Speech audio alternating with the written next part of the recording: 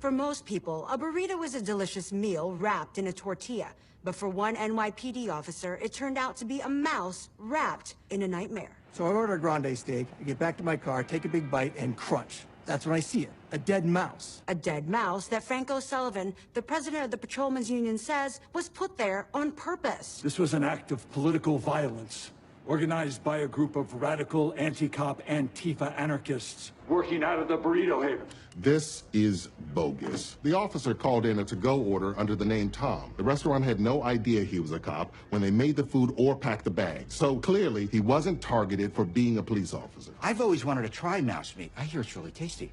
From who? The union made it up as a power move. O'Sullivan wants me to issue a statement of public support for the officer, to give them all extra hazard pay, and to wear this never forget burrito ribbon. Weird. It's the exact same color as my colorblind awareness ribbon. No, it isn't. I won't give in to any of their demands. The union is powerful, but I'm sure that most of our uniformed officers understand this incident is nonsense. It is, as Peralta would say, no big whoop. Oh, I appreciate the shout out, sir, but I actually don't pronounce the H in whoop. Sir, all the uniformed officers just left. They're staging a walkout.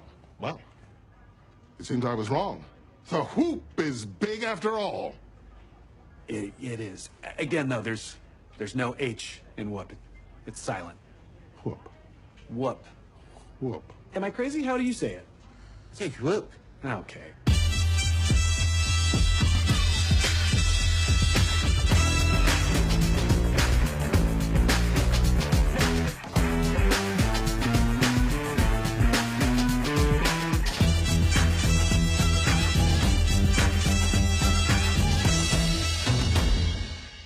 How is it possible that every single uniformed officer got sick at once? They're not actually sick. They aren't allowed to strike, so they made up a medical excuse. It's called a blue flu. Without uniforms on the street, crime is going to go up. Do we have to negotiate with the union? No, I haven't gone through decades of hell to become a captain in the NYPD just to cave to a clown like O'Sullivan. We can't let him win, and we won't. But how? What are we gonna do? I'm initiating Operation Trident. Cool. Just like the sugarless gum, because we're gonna chew them up. No, like the famed weapon of the sea, forged by the Cyclops for Poseidon himself. The Trident has 3 prongs, like my approach. Not to interrupt, but Aquaman's trident has 5 prongs. That's absurd. The prefix tri means 3. What this aquatic man carries is better termed a pentadent. No, it's a trident. They call it that in the original theatrical release and the Snyder Cut, so you're 100% wrong and everyone's laughing at you. Well, regardless, Operation Trident has 3 prongs. Prong 1, Boyle and Peralta. Oh, nice. The most important prong. Wrong. Prong 2, the center prong, is the most important prong on a trident. It's the longest and straightest and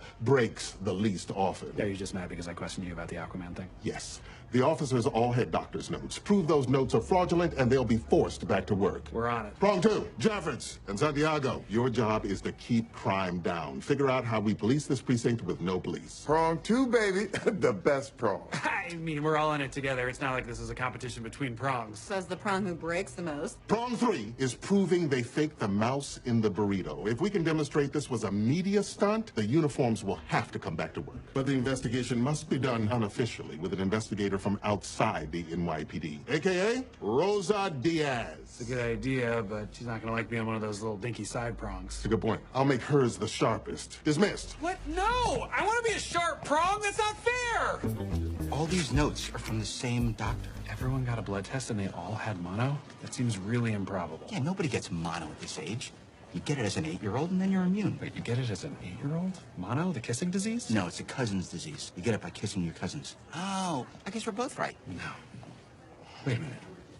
If you're immune, then you could tell the doctor you're from the 99, and when he gives you a mono diagnosis... We'll have proof that his notes are fake. Wow, I can't believe all those lazy childhood afternoons playing hide the yam finally paid off. You see, you take a yam. I don't want to know.